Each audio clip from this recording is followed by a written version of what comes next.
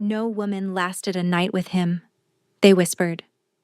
And as Tanith stood among the offerings brought before the Alpha King, she understood why each woman trembled. 17 brides, 17 funerals. Every woman who had ever shared his bed was found cold before sunrise, their hearts stopped as if frozen from within. Yet still, they came. Desperate families, ambitious lords, women who believed their beauty or bloodlines might protect them where others had failed. Tanith was not beautiful. She was not ambitious. She had been sent because she was already broken, and her father saw no loss in offering damaged goods to a cursed king. What no one knew, what Tanith had hidden beneath layers of fabric pressed against her chest, was her own secret. The hollow mark over her heart. The curse that had emptied her of everything worth taking. Perhaps that was why, when the Alpha King's cold gaze swept the trembling line of women and stopped on her, something flickered in his winter-pale eyes. Not hunger, not cruelty, recognition. This one, he said, and Tanith felt, for the first time in years, something stir in the hollow space where her heart should be. The great hall of Valdris had seen coronations, treaties, and celebrations that bards still sang about 3 kingdoms away. Tonight, it held a death parade. Tanith stood 5th in the line of 7 women. Each had been bathed, perfumed, and dressed in white, the color of sacrifice in the northern kingdoms, the color of burial shrouds. The woman beside her wept silently, tears cutting tracks through powder carefully applied to hide the dark circles beneath her eyes. She was perhaps 30, still beautiful, but past the prime age for a first mating. Desperation had brought her here. Desperation had brought them all. I heard the last one screamed, someone whispered from the crowd gathered to watch. Screamed until she couldn't anymore. They found claw marks on the door where she'd tried to escape. Nonsense. She simply didn't wake. Peaceful as sleeping, they said. Peaceful? A bitter laugh. Is that what they're calling it now? Tanith kept her eyes forward, her hands clasped over her stomach where the fabric lay thickest, hiding the mark beneath. She had learned long ago that showing fear only invited cruelty. And she had exhausted her capacity for fear years ago, along with everything else. The doors at the far end of the hall crashed open. Every voice died, every breath held. Alpha King Theron of Valdris walked into the hall as if death itself had decided to wear a crown. He was tall, impossibly so, with shoulders broad enough to block doorways and hair the color of a raven's wing falling past his jaw. But it was his face that made women forget to breathe. Sharp cheekbones, a mouth carved for cruelty, and eyes the pale gray of winter storms, of frozen lakes, of the moment before a heart stops beating. He was beautiful the way a blade was beautiful, the way a wolf was beautiful in the instant before it tore out your throat. Your Majesty. The herald's voice cracked. The offerings have been prepared according to your specifications. Theron said nothing. His gaze moved down the line of trembling women, assessing, dismissing. One by one, they flinched under his attention. One woman's knees buckled entirely, and guards rushed to catch her before she collapsed. Still, the king's expression revealed nothing. No interest. No hope. Nothing but the cold resignation of a man who had watched 17 women die in his bed and expected nothing different from the 18th. His footsteps echoed against stone as he approached the line. First woman. He paused. Tanith heard the woman's breath turn ragged with terror. A moment later, he moved on. Second woman. Third. Fourth. Then his footsteps stopped directly before her. Tanith did not look up. She stared at the stone floor, at the fine leather of his boots, at the hem of his black formal coat. She felt his attention like a physical weight, pressing down on her shoulders, her chest, and the hidden mark over her hollow heart. The silence stretched until it screamed. "Look at me," he commanded. His voice was deep, cold, devoid of warmth, but there was something beneath it, something that sounded almost like exhaustion. Tanith raised her eyes. For a long moment, Neither of them moved. His gray gaze searched her face with an intensity that should have terrified her. But Tanith had nothing left to lose. Her heart was already empty. Her family had already discarded her. Death would be a mercy compared to the hollow existence she'd been living. Perhaps he saw that. Perhaps he saw the absence where fear should have lived. Something shifted in his expression. Not warmth, but curiosity. And beneath that, something darker. Recognition. "What is your name?" he asked. "Tanith, Your Majesty." "Tanith," he repeated as if tasting the word. "And you're not afraid?" It wasn't a question. "No, Your Majesty." "Why?" "Because I have nothing left to take," she thought. "Because I am already dead inside. Because whatever curse claims your brides cannot touch someone who is already hollow." But she said none of this. Instead, she held his gaze and spoke a truth that surprised even herself. "Because I don't believe you want to kill them." The hall gasped. Someone dropped something metal that clattered against stone. Theron's eyes widened almost imperceptibly. Then, slowly, something that might have been the ghost of a smile crossed his face. "This one," he said. "I'll take this one." Chaos erupted behind them, but Tanith barely heard it. She was too focused on the cold that radiated from the king, too aware of how his hand trembled slightly as he reached toward her before catching himself. He didn't want to touch her. No, she realized with sudden clarity. He was afraid to touch her. The deadliest Alpha King in 3 centuries was afraid of what would happen when he did. The carriage moved through the night in silence. Tanith sat across from the king, close enough to feel the unnatural cold that emanated from him. It seeped through the velvet cushions, through her white gown, settling into her bones like winter mist. Any other woman would have shivered. Tanith welcomed it. The cold was honest. The cold made no pretenses about what awaited her.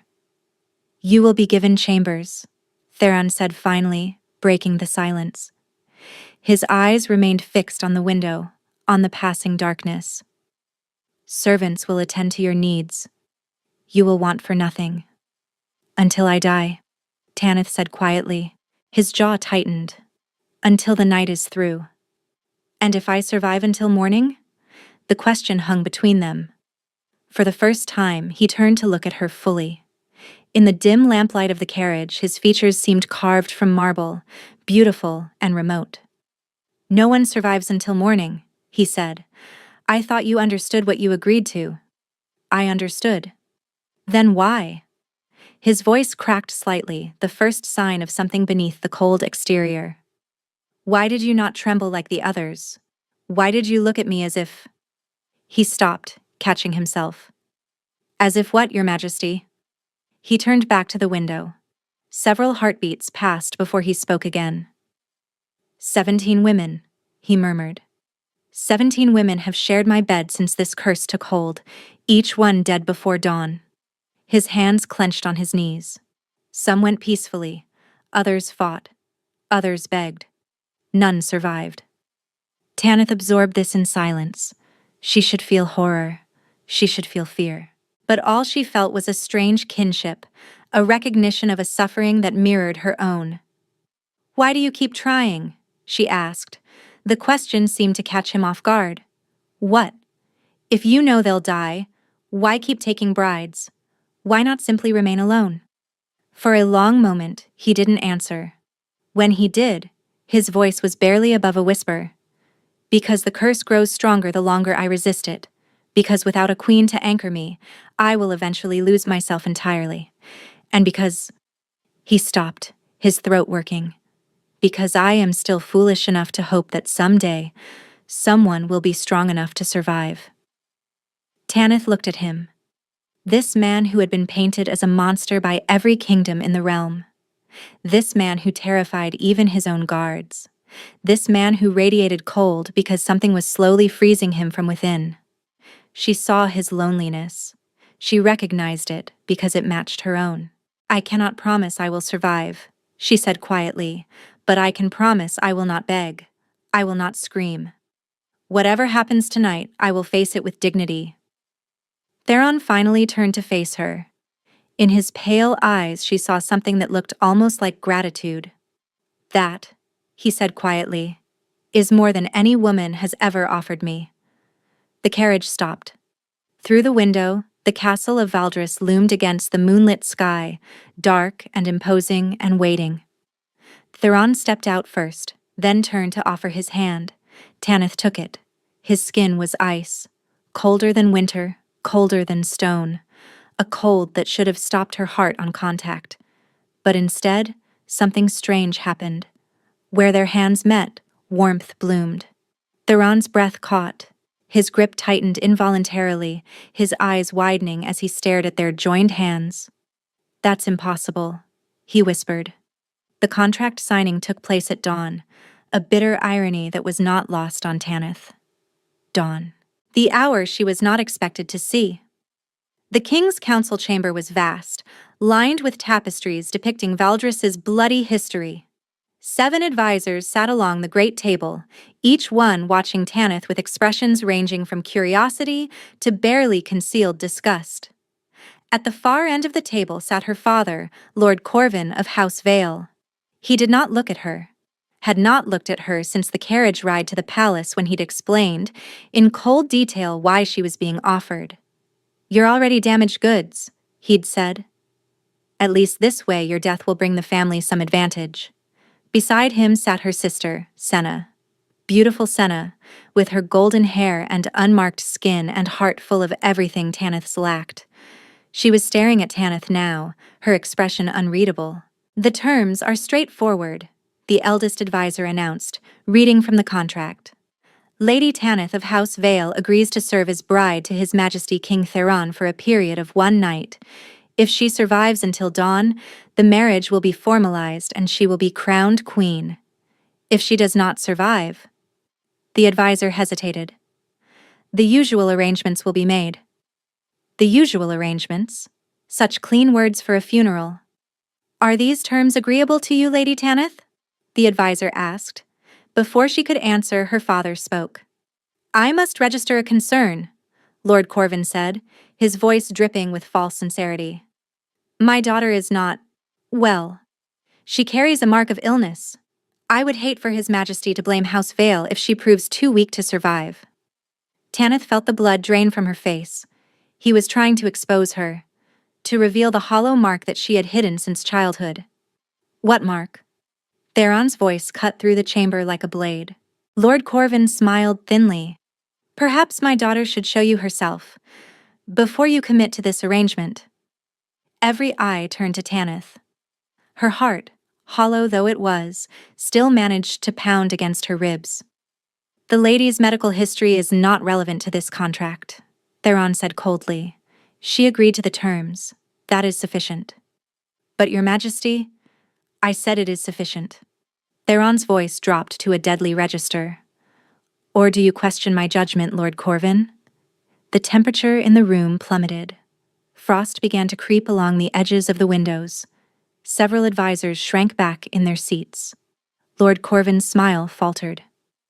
"Of course not, Your Majesty." "Good." Theron turned to Tanith, and for just a moment his expression softened. "Sign the contract." Tanith approached the table on legs that threatened to shake.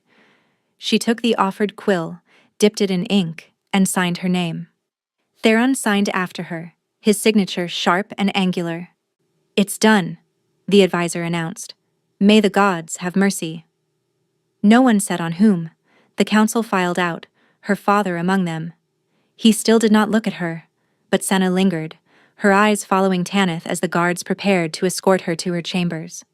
"Sister," Senna called. Tanith paused.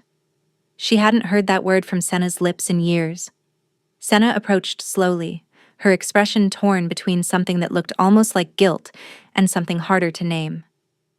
"I need to speak with you," Senna said quietly. "Alone."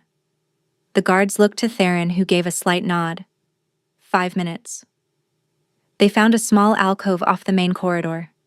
Senna kept glancing around, as if afraid of being overheard.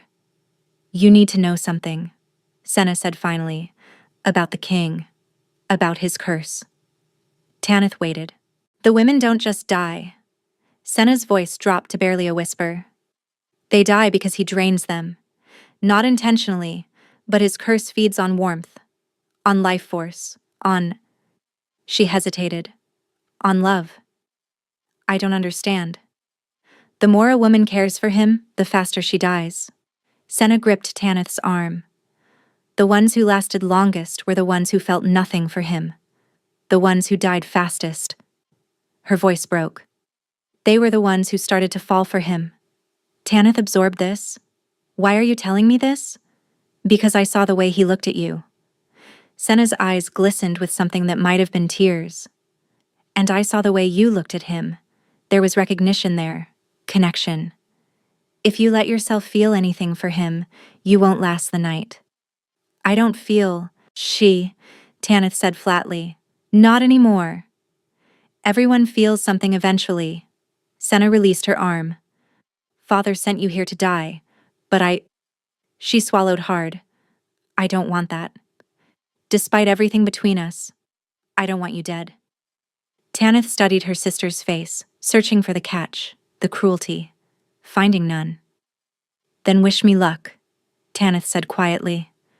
Because tonight, I either survive the unsurvivable, or I finally get the peace I've been denied. She turned and walked toward the waiting guards. Behind her, Senna's voice followed, soft and heavy with dread. There is no luck with him, sister. There is only the cold. And the cold always wins. The ceremony took place at twilight, the dying light casting long shadows through the cathedral's stained glass windows. Tanith walked alone down the aisle. No father to give her away. No family standing in witness except Senna, who sat rigidly in the back row, her face pale as parchment.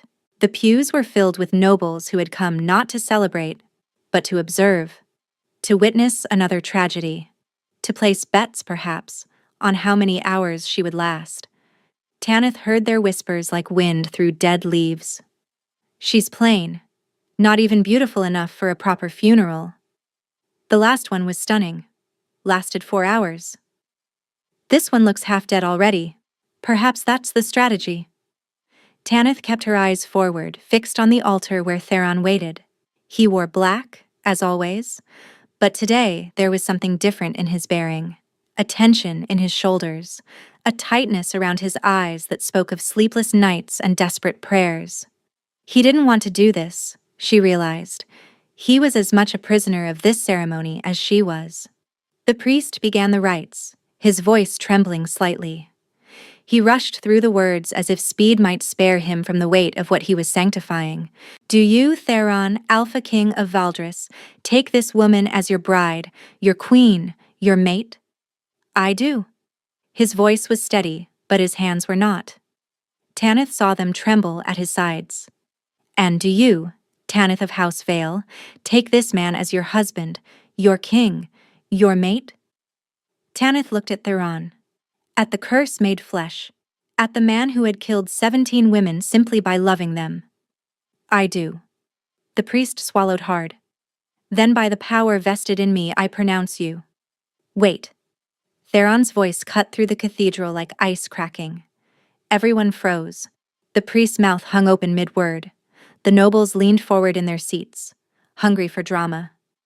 Theron reached into his coat and withdrew something small, metallic, glinting in the candlelight. A ring, but not an ordinary one. This ring was forged from silver so pale it looked almost white, set with a stone that seemed to contain captured frost. This was my mother's, he said quietly, his eyes never leaving Tanith's face. She was the last woman to survive a full year as my father's queen before the curse claimed her. A murmur rippled through the crowd. The king never spoke of his mother. Never. She made me promise, Theron continued, that I would only give this ring to someone who looked at me without fear. Someone who saw the man beneath the monster. He took Tanith's hand. The cold of his touch was still shocking, still bone deep. But beneath it, she felt that strange warmth again, blooming where their skin met. You are the first, he said softly, for her ears alone. the first to look at me as if I were still human. He slid the ring onto her finger. It fit perfectly, and the moment it settled against her skin, the frost within the stone began to swirl, alive. Now, Theron said to the priest, "Finish it." The priest stammered through the final blessing. The nobles erupted in confused applause, and through it all, Tanith stood frozen, staring at the ring on her finger. His mother's ring, given to no other bride before her. Either it was a final kindness before her death, or something had changed. She wasn't sure which possibility frightened her more. The reception was mercifully brief. Nobles approached to offer hollow congratulations, their eyes sliding away from Tanith as if she were already a ghost. Servants moved through the crowd with wine no one drank, and food no one touched. Everyone was waiting. Waiting for night to fall. Waiting for the king to claim his bride. Waiting for another body to be carried out before dawn. When the clock struck 9, Theron appeared at her side. "It's time," he said. Tanith set down her untouched glass. "I know." He offered his arm. She took it, feeling the cold seep through her sleeve, into her veins, toward the hollow mark beneath her breast. They walked in silence through torch-lit corridors, up spiraling stairs toward the king's chambers. With each step, the temperature dropped. With each step, Tanith felt the weight of 17 ghosts pressing against her back. At the door to his chambers, Theron stopped. "You can still refuse," he said quietly. "I can have you escorted to a separate wing. You would live, at least until morning. We could—" "No." Tanith met his eyes. "I made a vow. I intend to keep it." Something flickered across his face. Pain, perhaps. Or hope. Or both. He pushed open the door. The chamber beyond was vast and cold, dominated by a massive bed draped in white linens. Frost crept along the window frames despite the fire roaring in the hearth. The very air seemed to crystallize as they stepped inside. "Tanith," Theron said, and his voice broke on her name. "I'm sorry. For whatever comes next, I'm sorry." She turned to face him. "Don't apologize," she said. "Not yet. The night isn't over." She reached up and, for the first time, touched his face. The cold was staggering. Her fingers should have frozen on contact, but instead, that impossible warmth bloomed again, spreading from her palm into his skin. Theron's breath caught. His eyes widened, and for one impossible moment Tanith could have sworn she saw color return to his pale cheeks. The fire had burned down to embers when Tanith opened her eyes. Gray light seeped through the frosted windows. Morning light. Dawn. She was alive. For a long moment she simply lay there, trying to process this impossible fact. The sheets beneath her were cold, stiff with frost at the edges. Her breath misted in the air. But her heart still beat, slow and steady in her hollow chest. She had survived. Beside her, Theron lay motionless. His dark hair spread across the pillow like spilled ink. His features, so sharp and forbidding when awake, had softened in sleep. He looked younger, vulnerable, almost peaceful. His arm was wrapped around her waist. Even in sleep, he held her as if afraid she might disappear. Tanith studied his face, remembering the night before. Remembering everything. It had begun with terror, despite her brave words. When Theron had kissed her for the first time, his lips cold as winter stone, she had felt the curse immediately. A pulling sensation deep in her chest, as if something was trying to draw the life from her body. But then something strange had happened. The pulling had stopped. Not because the curse relented, but because it found nothing to take. It reached for her warmth and found only the hollow mark, the emptiness where her heart should be. The curse had nothing to feed on. Tanith remembered Theron's confusion when she hadn't weakened, hadn't gasped, hadn't begun the slow descent into cold death. She remembered his hands trembling as he touched her, waiting for the signs that had claimed every woman before. They never came. Instead, the opposite had happened.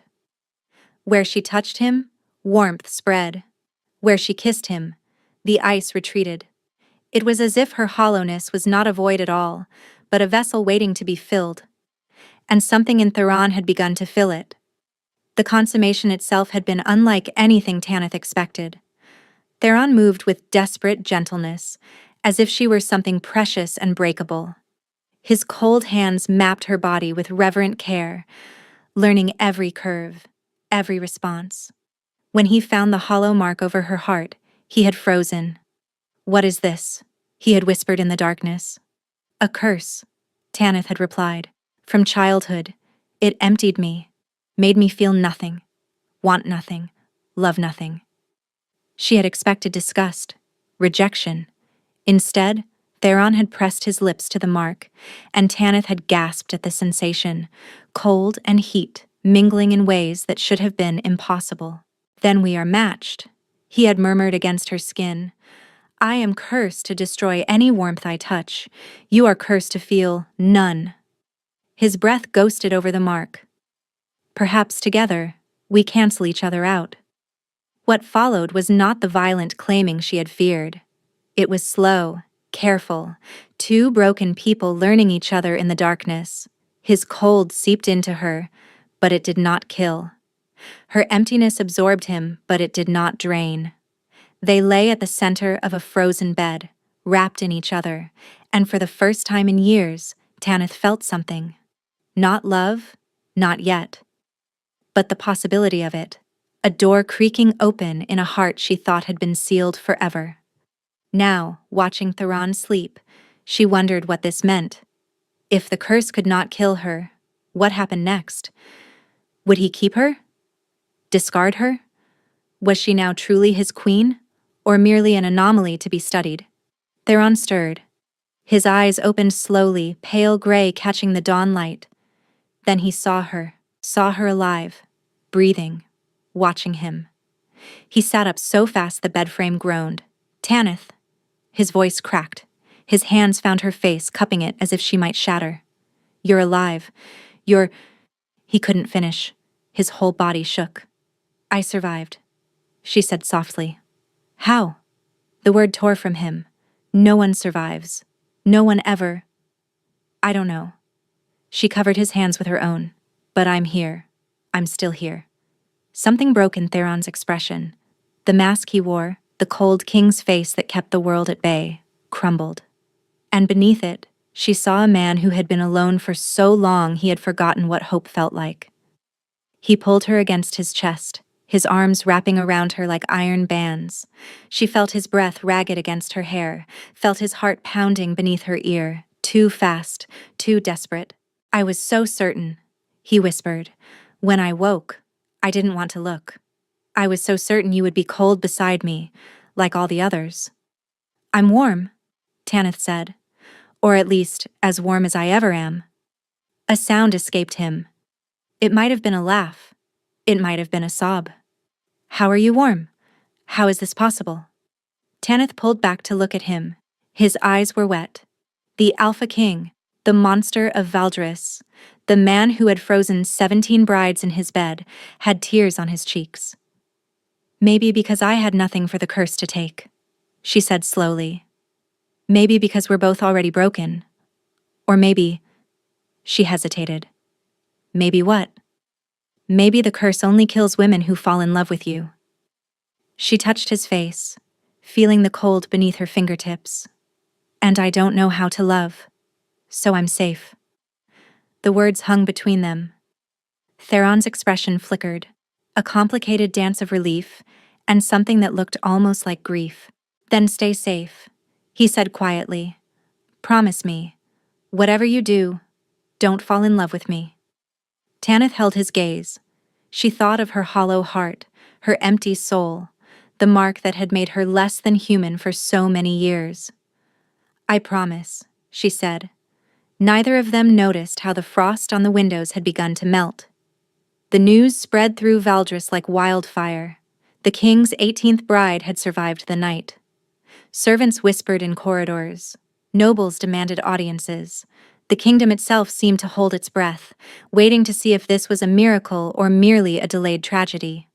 Tanith found herself the subject of intense scrutiny. Every meal was attended by healers checking her vital signs. Every sleep was monitored by guards stationed outside her door, listening for signs of distress. Every morning she woke, the castle exhaled in collective relief. 1 week passed. Then 2. Then a month.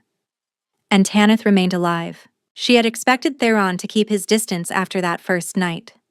The contract was fulfilled. She had proven herself immune to his curse. But that didn't mean he wanted a wife, a companion, a queen.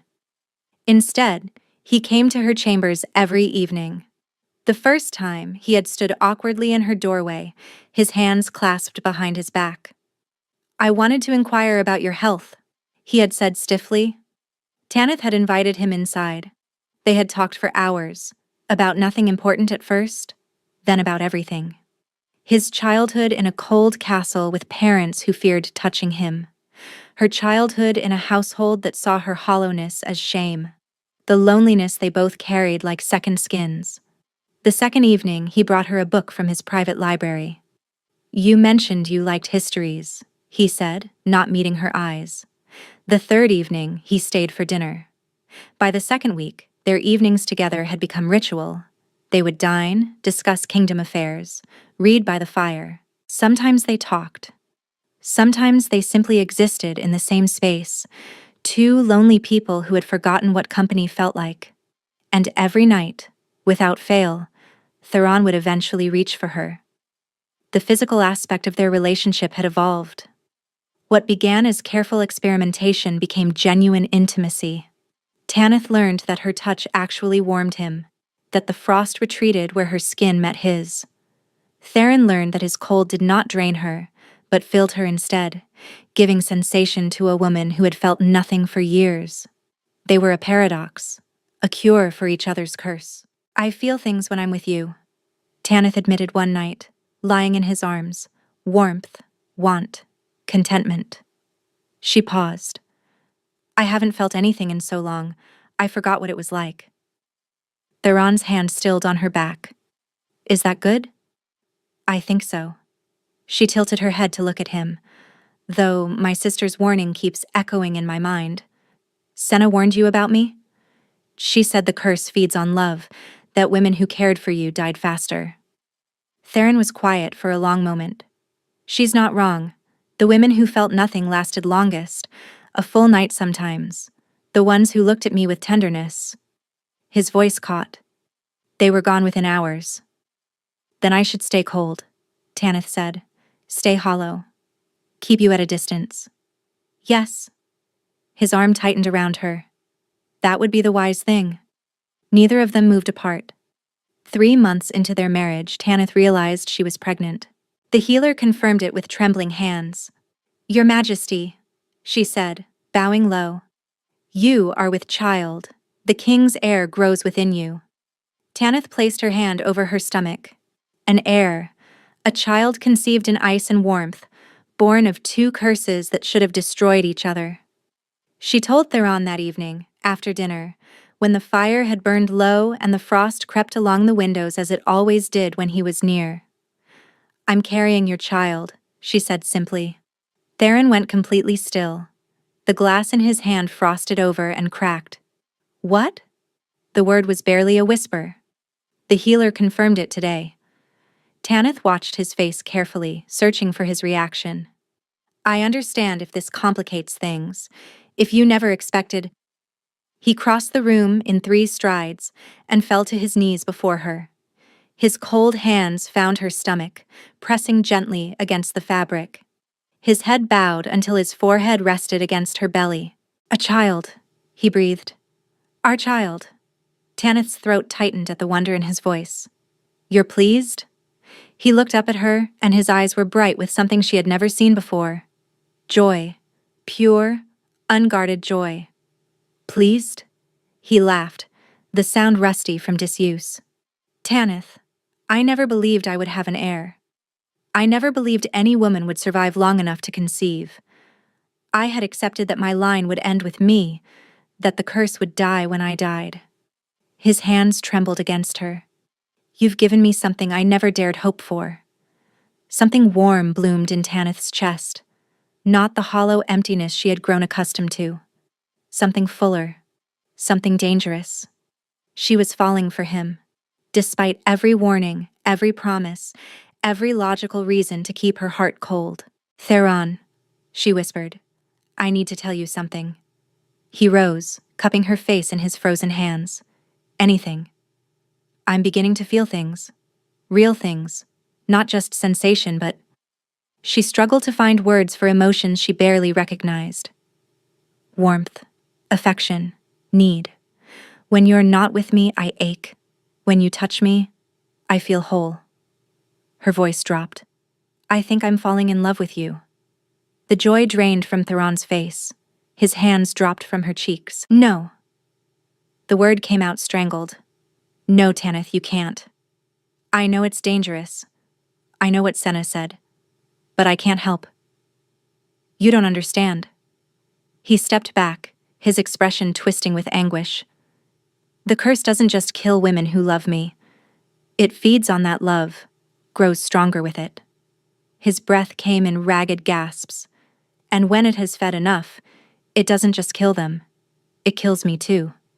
Tanith froze. "What? Why do you think I've never let anyone close? Why I was so terrified of caring for any of my brides?" Theron's voice cracked. "Because the curse is designed to ensure I never find happiness. The moment I truly love someone, the moment that love is mutual, it will destroy us both." "But you've been different with me," Tanith said desperately. "The warmth, the connection. You said yourself we cancel each other out." "We did, while neither of us felt anything." Theron's face was ashen. "But if you love me, if I love you back—" He didn't finish the sentence. He didn't need to. Tanith watched in horror as frost began spreading from his chest, visible even through his shirt. His skin went pale, then paler still. His eyes widened with sudden pain. "No," she whispered. "No, not yet. I just told you. It can't happen this fast." Theron clutched his chest, his legs buckling. "The curse has been waiting," he gasped. "Building. Every night we spent together, every touch, every moment of happiness. It was all feeding the curse, preparing for this moment." "Then I take it back," Tanith said, falling to her knees beside him. "I don't love you. I feel nothing. I'm still hollow, I'm still—" "You can't take back the truth." Theron's hand found hers, grip weakening. "And I can't take back what I've been feeling for months. I love you, Tanith. I've loved you since the moment you looked at me without fear." The frost spread faster, his breath misted white in the suddenly frigid air. "Doe! No!" Tanith screamed. "Help! Someone help! The king is dying!" Guards burst through the door, but they stopped short at the sight before them. The king, covered in frost, collapsed in his new queen's arms. The curse, finally claiming its price. "There's no cure," Theron whispered, his eyes already dimming. "I'm sorry, my love. I'm so sorry." The frost reached his face, his eyes fluttered closed, and Tanith screamed. The court physician shook his head slowly, his face grave. "I'm sorry, Your Majesty. There is nothing medical science can do. The king's condition is magical in nature. He requires a practitioner of the old arts." Tanith stood over Theron's frozen form, her hand pressed against his chest where a thin layer of frost now covered his heart. 3 days had passed since his collapse, 3 days of watching the ice spread, watching his breath grow shallower, watching the man she loved slip away. "Then find me a practitioner," she commanded. "Find me anyone who can help." "Magic is forbidden in Valdris, Your Majesty, has been for generations. Any witch powerful enough to challenge this curse would have fled the kingdom long ago." Tanith's jaw tightened. "Then I will find one myself." She rode out that same afternoon, against the protests of the council, against the warnings of the guards. The only person who did not try to stop her was Senna, who appeared at the stables as Tanith mounted her horse. "There's a woman," Senna said quietly. "In the northern woods, beyond the border. They call her the Hollow Witch. She deals in curses and their unmaking." Tanith stared at her sister. How do you know this? Because father consulted her once, years ago. Senna's expression was unreadable. About you. Before Tanith could demand more, Senna pressed a folded map into her hands. Go. Save your king.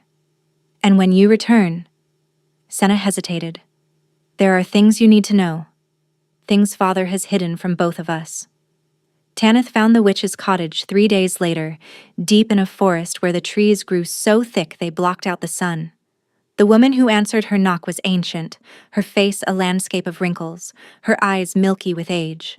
But her voice was sharp as a blade. The Queen of Valdris. I wondered when you would come. You know who I am? I know what you carry.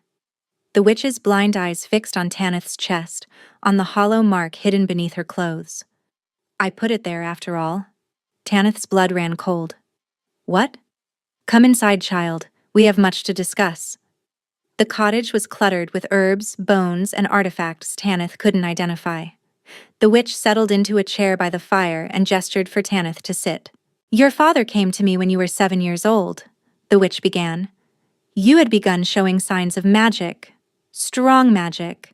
Fire and warmth and life itself bending to your will. Tanith shook her head. That's impossible. I've never had magic. The hollow mark drained everything from me. Because that's what I designed it to do. The witch smiled grimly. Your father feared what you were becoming, feared the power growing inside you. So he paid me to create a seal, a mark that would contain your magic. Lock it away, where it could never emerge. But why? Tanith's voice cracked. Why would he do that? Because your magic came from your mother, and your mother. The witch paused.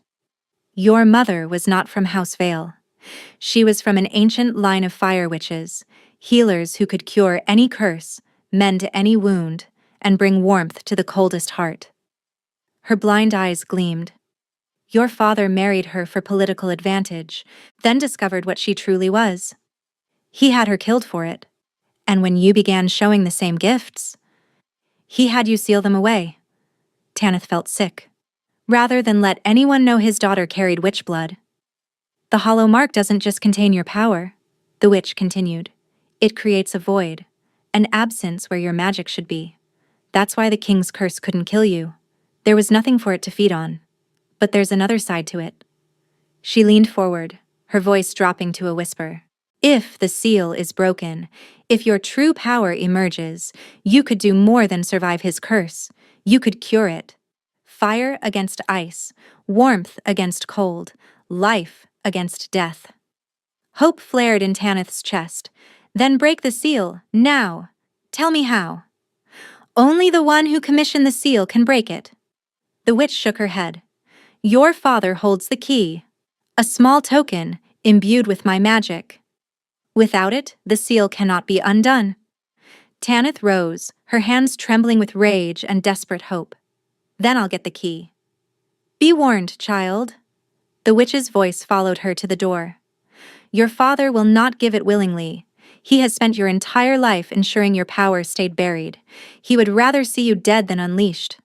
Tanith paused at the threshold. Then he'll learn what happens when he stands between me and the man I love. She rode back to Valdris with murder in her heart. When she reached the castle, Theron was worse. The frost had spread to his face, his lips blue, his skin translucent. The physicians had given up. The servants spoke in hushed tones of funeral arrangements. Tanith knelt beside his frozen form, pressing her lips to his icy forehead. Hold on, she whispered. Just a little longer. I know how to save you. His eyes fluttered open, just barely. Gray and fading, but still there. Tanith. Her name emerged as a breath of frost. You came back. Of course I came back. Tears froze on her cheeks as they fell. I love you. I'm not letting you die. The curse can be broken. I have fire magic, Theron. Real magic, sealed inside me since childhood. If I can unlock it, I can cure you.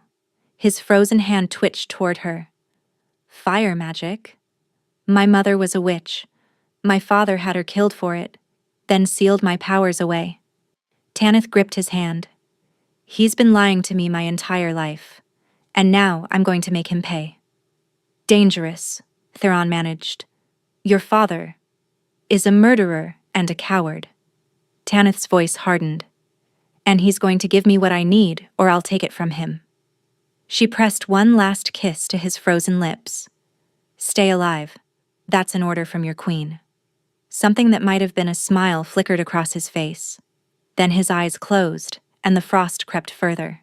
The Vale estate loomed against the evening sky, its windows glowing with warm light that seemed obscene given the cold darkness in Tanith's heart. She did not knock. The doors burst open at her command, guards scrambling aside as the Queen of Valdris strode into the great hall where her father sat at dinner. Lord Corvin looked up, his fork frozen halfway to his mouth. Beside him, Senna rose from her chair, her face pale but determined. Tanith. Her father's voice dripped with contempt. I heard the king was dying. Come to beg for help? I've come for the key. Tanith stopped before his table, her voice steady despite the fury burning in her chest. The token the Hollow Witch gave you, the one that controls my seal. Lord Corvin's eyes widened briefly before his expression smoothed into practiced calm. I don't know what you're talking about. Don't lie to me. Tanith slammed her hands on the table. I know everything about Mother, about the seal, about the magic you stole from me to hide your shame. Senna gasped. Father, what is she talking about? Nothing. Lord Corvin rose, his chair scraping against stone. Your sister has always been prone to delusions. It's why I had her marked as hollow in the first place. Marked as hollow? Senna's voice rose. You told me she was born that way. You said it was a birth defect. A convenient lie. Tanith turned to her sister. He paid a witch to seal my magic because I inherited it from our mother. Our mother, who was a fire witch from an ancient healing line. Our mother, who he had murdered. Silence crashed over the room. Senna's face went white. Murdered? But you said Mother died of fever. You said... I said what needed to be said. Lord Corvin's mask was slipping now, his voice rising with agitation. Your mother was a witch, a filthy, cursed creature who deceived me into marriage. When I discovered what she was, I did what any reasonable man would do. You killed her. Senna's voice shook. You killed our mother because she had magic. I protected this family from scandal. Lord Corvin jabbed a finger at Tanith. And when this one started showing the same taint, I made sure it would never emerge. I did everything right. Everything. You destroyed my life. Tanith's voice was quiet now, more dangerous than any shout. You made me believe I was broken, hollow, worthless. You sent me to the Alpha King hoping I would die. Just another problem eliminated. And you should have died. Her father's composure finally shattered. Any normal woman would have. But somehow you survived, and now you've come back here making demands, threatening to expose. Father. Senna stepped between them, her face twisted with horror and grief. How could you? Mother loved you. She loved us. She was a witch. She was our mother. And Tanith is her spawn. Lord Corvin pointed at Tanith with a shaking hand. Look at her. Standing there demanding I give her magic back so she can save that cursed king. She's just like her mother. Manipulative. Dangerous. She needs to be... Senna's fist connected with his jaw. Lord Corvin stumbled backward, crashing into the table. Plates and glasses shattered on the floor. Guards rushed forward, but Senna held up her hand. Stay back. Her voice carried the authority of a woman who had finally seen the truth. This man is a murderer and a traitor to his own blood. She turned to Tanith, tears streaming down her face. The key, Senna said. He keeps it in his study. A small silver token in a locked box. I can show you. Senna. Lord Corvin struggled to his feet, blood dripping from his split lip. You ungrateful... Silence. Tanith didn't look at him. Guards, hold him. He'll answer to the crown for his crimes. The guards hesitated only a moment before seizing Lord Corvin. His protests echoed through the hall as Tanith followed Senna to the study. The box was where Senna said it would be. Inside, resting on velvet, was a small silver pendant shaped like a flame. Tanith lifted it, and warmth flooded her palm. "How do I use it?" she asked. "I don't know." Senna's voice was thick with tears. "But if it sealed your magic, perhaps breaking it." Tanith didn't wait for her to finish. She closed her fist around the pendant and squeezed. The silver cracked, then shattered, and fire exploded through her veins. Tanith screamed as power unlike anything she'd ever known coursed through her body. Flames danced along her skin, not burning, but warming. The hollow mark on her chest pulsed, cracked, and then dissolved entirely. For the first time in her life, Tanith felt whole. "Sister." Senna stared at her in awe. "Your eyes. They're glowing." Tanith looked at her hands. Fire flickered between her fingers, controlled, contained, waiting for her command. "The king," she breathed. "I have to reach the king." She ran. The ride back to the castle was a blur. Tanith pushed her horse to its limits, fire burning inside her, desperate to reach Theron before it was too late. She burst into his chambers to find the physicians standing back, their faces grave. One of them was pulling a sheet over Theron's body. "No." Tanith shoved them aside. "He's not dead. He can't be." She tore the sheet away. Theron lay beneath it, his skin completely covered in frost, his chest still, his lips blue. He looked like a statue carved from ice. But Tanith could feel something. A tiny flicker of warmth, buried deep beneath the frozen shell. He was still there. Barely, but still there. "Everyone out," she commanded. The physicians fled. Tanith climbed onto the bed, straddling Theron's frozen body. She pressed her hands against his chest, directly over his heart. "I love you," she whispered. "And I'm not letting you go." She closed her eyes and let the fire pour out of her. Heat blazed from her palms, sinking into the ice, melting it layer by layer. The frost retreated. The blue faded from his skin. Color returned, faint at first, then stronger. Tanith poured everything she had into him. Every ounce of magic, every fragment of warmth, every piece of the love she'd been afraid to feel. The curse fought back. She felt it, a dark, ancient thing, clinging to Theron's heart with frozen claws. It had fed on centuries of loneliness, on generations of frozen brides. It didn't want to let go. But Tanith's fire was older still. The magic of her mother's line, passed down through generations of healers. Magic meant to cure, to warm, and to love. She burned brighter. The curse screamed, a sound only she could hear, and then it shattered. The ice was gone. The cold was gone. Theron's chest rose in a gasping breath. His eyes flew open, gray and clear and warm. "Tanith." His voice was rough, broken. "What did you—" She kissed him before he could finish. His lips were warm. For the first time since she'd known him, his lips were warm. "The curse is broken," she whispered against his mouth. "You're free." Theron pulled her close, his arms strong and alive around her. She felt his heartbeat, steady and sure, no longer slowed by ice. "How?" he managed. "I found my fire." She pulled back to look at him, tears streaming down her cheeks. "My father sealed my magic away when I was a child. But it was always there, waiting, waiting to save you." Theron touched her face with warm fingers, wonder in his eyes. "You saved me," he said. "You actually saved me." "We saved each other." Tanith pressed her forehead to his.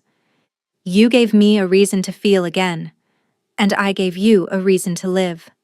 For a long moment they simply held each other, breathing in sync and hearts beating together. Then Theron's hand moved to her stomach where their child grew. "And our baby?" he asked, fear flickering in his eyes. Tanith covered his hand with hers. "The curse is broken completely.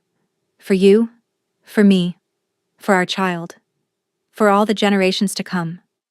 Theron closed his eyes. When he opened them again, they were wet. I love you, he said. I love you so much it terrifies me. Then be terrified, Tanith smiled, because I love you too. And I'm never letting you go. 18 months later, the Queen of Valdris stood in the sunlit garden, watching her daughter take her first wobbly steps. Little Mira had her father's dark hair and her mother's amber eyes. She had also inherited her mother's fire, which she demonstrated by accidentally setting her blanket ablaze when she was upset. The nursemaids had learned to keep buckets of water nearby. She's getting faster. Theron appeared beside Tanith, sliding his arm around her waist. His skin was warm, had been warm every day since the curse broke. He still marveled at it sometimes, pressing his hands to his own cheeks as if confirming the warmth was real. She's going to be a terror, Tanith said fondly, just like her mother. I wouldn't have it any other way. Across the garden, Senna sat reading on a bench. She had moved to the castle permanently after their father's trial. Lord Corvin now languished in a cell, stripped of his titles and lands, condemned to spend his remaining years paying for his crimes. Senna looked up and caught Tanith's eye, offering a small smile. Their relationship was still healing, still fragile. But they were trying. Your Majesty. A servant approached with a bow. The council is assembled for the signing. Theron nodded. We'll be there shortly. Today marked the final approval of new laws legalizing magic throughout Valdris. Witches who had hidden for generations would finally be free to practice openly. Healers, seers, elementals, all would be welcomed, rather than hunted. You're changing everything, Tanith said as they walked toward the castle. Your ancestors would be horrified. My ancestors created a curse that killed innocent women for centuries. Theron shrugged. I think they deserve to be horrified. Mira tottered after them, caught by a laughing nursemaid before she could stumble into a rose bush. At the castle doors, Theron paused, turning to look at his wife, his daughter, the kingdom that stretched before him in the golden afternoon light. I never thought I would have this, he said quietly. A family, a future. I had accepted that I would die alone, the last of a cursed line. And now? Now I have everything. He cupped her face in his warm hands and kissed her gently. Because of you. Because you looked at me without fear. Because you refused to let me die. Tanith smiled against his lips. Well, you were rather handsome. It seemed a waste to let you freeze. He laughed, the sound still new and wonderful to both of them. They walked into the castle together, hand in hand, two broken people who had somehow made each other whole. Behind them, little Mira squealed with delight as a butterfly landed on her nose and promptly caught fire. The nursemaid sighed and reached for the bucket. No woman lasted a night with him, they had whispered. But one woman did. One woman lasted a lifetime.